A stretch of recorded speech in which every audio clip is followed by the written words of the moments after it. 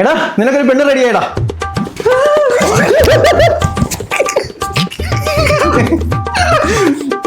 പ്രായൊന്നുമല്ലല്ലോ അല്ലേ?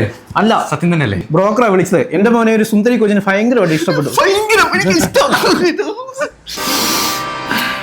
അങ്ങനെ വർഷങ്ങൾക്കുള്ള എന്റെ കാത്തിരിപ്പിന് ഒരു അവസാനമായില്ല അച്ഛാ.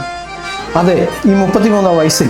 പ്രായം പറയാതെ അതെ, ആ സുന്ദരി കൊച്ചിന്റെ പേരന ഗ്രീഷ്മ.